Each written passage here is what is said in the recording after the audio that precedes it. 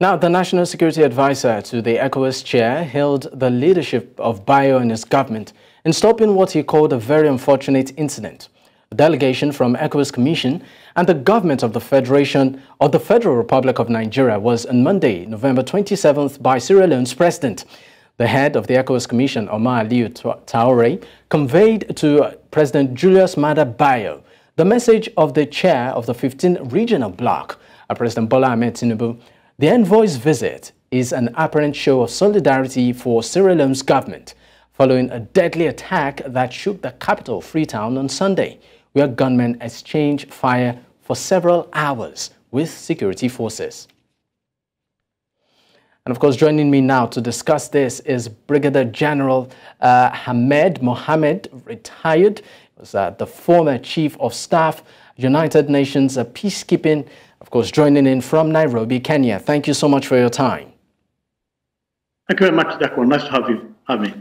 All right, great. Now, let's start off the conversation with this. Now, according to the visiting envoy, ECOWAS is actually ready and committed to supporting the people of Sierra Leone, including strengthening their national security and, of course, the deployment of security personnel, if need be, as regards regional elements. Now, how significant would you say this visit is vis-a-vis what happened on Sunday?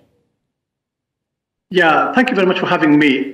This meeting is very crucial in the sense that we have seen a series of coups in West Africa. There's need for order in terms of controlling them, and therefore ECOWAS coming in at this time and providing support will be crucial because Sierra Leone has gone through crisis for a long time, seeing stability for a period now. So I believe strongly that this visit is very crucial indeed to help provide stability for Sierra Leone. Now, I mean, part of what was, we understand, even though it's still considered a coup attempt, is that this, gunmen actually did try to break into a military armory. What could be the intention of this attack, actually? Now, from what we have heard so far, they tried to break into an armory, which means that basically they were seeking arms to help them undertake what they intended to do. And therefore they knew where to go, where the arms were, and they were ready to go and break that armory, get the arms, and then undertake what they had planned to do at this time around. Now, I also understand the fact that, it's really sad that we are seeing a lot of, I call it a coup attempts, particularly in Africa. The trend has recently been rising. My question to you is this: what could be the reason? Why are we beginning to see, the military trying to take over government or taking over governments in some countries? What could be the root cause of this? And another question is, is it that easy to organize a coup? Well, what we have seen in West Africa in the last few years has been the case indeed. But you'll find that for each country, circumstances have been different. In the past, the military has come in, conduct coup, and face resistance from more like the opposition or the public. What we are seeing today is much more of a popular coup, where even the population are in support, which means that the underlying issues are different from what they were maybe 10, 20 years ago. It's a very new pattern which has come in, and we need to find out exactly how this will go on. Of course, these are really, really interesting times. But also joining the conversation right now is Chigozie Nweke Eze, the CEO and founder, Integrated Africa Power, joining from Bonn in Germany. Thank you so much for your time, Chigozie. Yeah, thank you so much for having me. All right, I'd also throw the question to you. How significant is this particular visit of the ECOWAS envoy to Sierra Leone? Yeah, of course. The ECOWAS, as you know, is a regional body of West Africa. And of course, by being the regional body of West Africa, it is consisting of 15 different African countries. It is expected that it has a bit more power. Of course, because it would involve bringing together 15 governments. And of course, the presence of the ECOWAS in that region is very important. And I think is a welcome idea.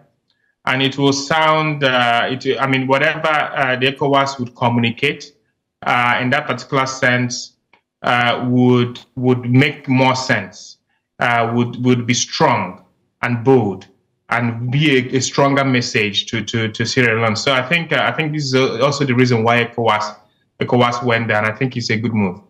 I mean, let's look at this from a broader perspective. I'm staying with you, Chigozie. Some have said that the approach of the ECOWAS, particularly in tackling this sudden rise, in the wave of coup attempts and also government takeover by soldiers in some African country, the approach, some have faulted it, saying that it's actually attacking the issue, disproportionately. I mean, whether you try to use military, attempts and all of that, that the root cause should actually be that maybe ECOWAS has some sort of scorecard for governments or member states, whereby you, from time to time, ask or rate them in terms of performance and try to find out why they are not living up to par when it comes to giving, the citizens of the state the dividends of democracy. As we have seen in many of these schools, they are pretty much popular with the populace. Do you share this particular line of thought? Yeah, of course. Some people are becoming increasingly dissatisfied with the performance of their government. But of course, there are many reasons for this. Some of them are also beyond the control of the national government. Some of them are within the control of the national government. Some of them are as a result of some geopolitical issues, let's say Russian war, maybe causing some Russian-Ukrainian war, causing some food shortage or some geopolitical situation. Some of them could be national in nature in terms of corruption within the countries themselves. But whatever the situation is, going to war and looking for a coup is not the best approach. There are so many other approaches at hand where one can actually deploy, their grievance. I mean, there are riots, peaceful demonstrations, I meant to say. Of course, there are also so many other means of dialogue. Of course, the ECOWAS should also increasingly play a role of persuading its national government to perform better in their indices in terms of delivering sustainable economic development in the regions where they govern, putting the people first, reducing and abhorring selfishness, and things like this. So this is a very, very, very important aspect. I think that I mean, of course, once there is a sign and there is enough communication to the nationals and to the citizens that things are happening and the governments are putting in their efforts, I think that the citizens will be able to understand. But as I said, the best approach to solving or expressing dissatisfaction in a particular government is not by coup or by destructive riots. I say this because, of course, this has a detrimental effect on investment in that particular country. Once there is a political risk or persuasions or institutions of political instability, this plays a huge role in dissuading potential investors. These investors are very much needed at this point in time in many African countries. And so it's very, very important that African countries begin to communicate as often as they can that they are politically stable. Of course, there is already a lot of insinuated insecurity going around in media, in foreign media. And having this kind of riots and coup kind of like confirms those rhetorics and those insinuated insecurity that people always talk about is Africa. Africa is a war continent. So it's important for us to also find a better and more effective means of communicating our dissatisfaction or satisfaction of a particular government. Yeah. All right. Not resort to coup or riots. All right, Chigozie, I'll come back to you. Let's go to, of course, Brigadier General Mohammed. Now, some have actually perceived some of this, or many of these coup attempts, as some sort of liberation from the influence of the West. We saw what happened in Niger, Burkina Faso, and of course the influence of France in these areas, where many of the citizens see it as some sort of liberation from their one-time colonial masters. What's your reaction to this? Well, thanks. While that may be the most best answer that we have right now, but you must understand that for each of them, there are indeed underlying issues, which again draw back to what you may call the past colonial masters, and the fact that the country doesn't seem to get developed, or rather move on. Which is a big challenge indeed. Now, for instance, you find that for Niger and Mali, the issue was much more, not really the French, but much more of terrorism and issues of the borders, where we had a lot of insurgency, and it was continuing for a long time and causing chaos to the government and the people. The situation in Gabon, for instance, was different. It was much more of one family rule all through indeed. While in Guinea, it was much more of issues of corruption and governance, which was a problem. So they are all different issues. To sum it all, it was found that the idea of the French, more like getting away from the French, is the best answer in doing this. But again, the key thing is out of all this, out of the frustrations, you find for this time around that the people, the population, seem to support the overall concept and move with it. Therefore, this is a new thing we are seeing right now, which is very unique. For Sierra Leone, slightly different. Not the same case, not a French colony in the past, not really much more of governance, and not really much more of popular support for the population. All right, I would like to go back to Chigozie. Let's look at, of course, the political implication and also the policy implication of what happened in Sierra Leone on Sunday. What do you see happening in terms of the political space and also policy formulation from the angle of the government with what transpired on Sunday in Sierra Leone? Yeah, thank you for that question. Of course, historically, when such coups happen, the effect it has on sitting government is that they tighten up and they begin to act in very extreme ways. And we hope that this would not be the case of Sierra Leone. Because this may, of course, hamper policies in a negative way, and actually increase the reintroduction of or even severe cases of autocracy and totalitarianism, or coming or restricting the media. So this may be some of the actions that the government may begin to take in order to protect themselves, or because they begin to feel more insecure. So this is something that we need to be very, very much careful about. And so these are some of the ways in which such attempts can affect policies, especially a failed attempt. A failed attempt has a way of causing a lot of internal distrust, a lot of internal confusion. And of course, with this comes a lot of insecure policies that do no longer prioritize economic development or even political prosperity, but more of policies that try to tighten up the existing government.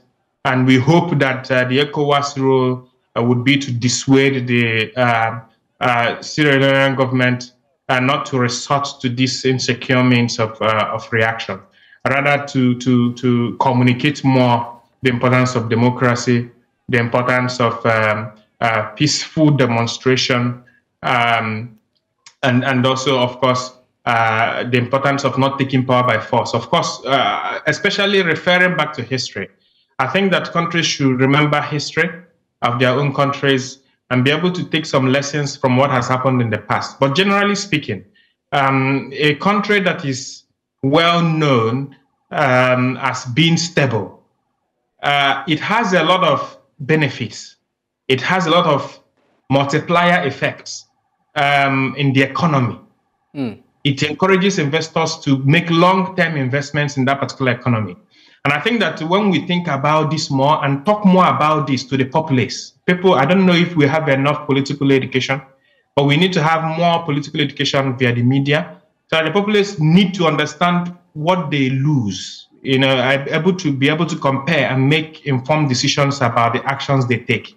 So I think this is important. And of course, one of the reasons why we see this emboldened move across, especially Francophone countries, is because of what has happened in Mali and Niger. Of course, it seemed Gabon as well.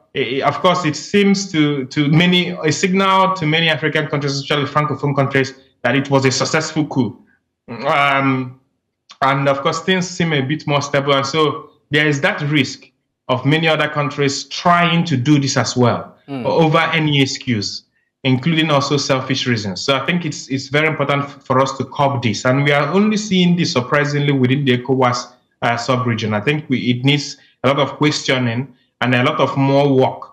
We're also increasingly seeing this, especially among the Francophone-speaking bloc. Of course, yeah. So I think we need to understand these trends, and then in order to be able to tackle it with more solid political and strategic security lenses. All right, I would like to go to you, General Mohammed. Now, let's look at the security implication of this, particularly in the state, that's Sierra Leone.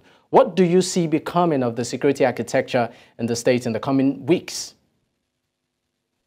Well, there's no doubt that first, as said earlier, the government will try and secure and consolidate its position. And therefore, you'll see much more of the military being used now to patrol and to conduct securing activities in most parts of the country. And even in terms of policy, we'll see plenty of that happening right now. And the government will actually go out to find out what happened, who were the coup plotters, how they organized this, and be able to ensure that such things don't happen again. I must say clearly that the coup in Sierra Leone, the attempt was unique, very unique in the sense that it did involve much of the population. There's no what I call that popular support. And therefore, the government, if anything, is better placed to go back and reflect also, find out, are there any issues in the country? What caused this? Try to overcome that. And in doing that also, ensure the gaps that led to this issue are dealt with appropriately to ensure that arms don't end up in the wrong arms, end up causing this crisis. It's very clear that this is a coup, yes, but a very unique coup in the sense that not much of the armed forces was involved, not much of the senior leadership was involved. It was done much more at the lower level by a few who are very uncoordinated. It gives room for the government to go back, reflect, who is acting in order, to ensure that such incidents don't happen in the near future. All right. All right, thank you so much for your time, gentlemen. Of course, deeply appreciated. Chikuze Mweke Eze, CEO and founder, Integrated Africa Power, of course, joining from Germany, and also Brigadier General Ahmed Mohammed, retired, former Chief of Staff, United Nations Peacekeeping, joining in from Nairobi, Kenya. Gentlemen, once again, thank you.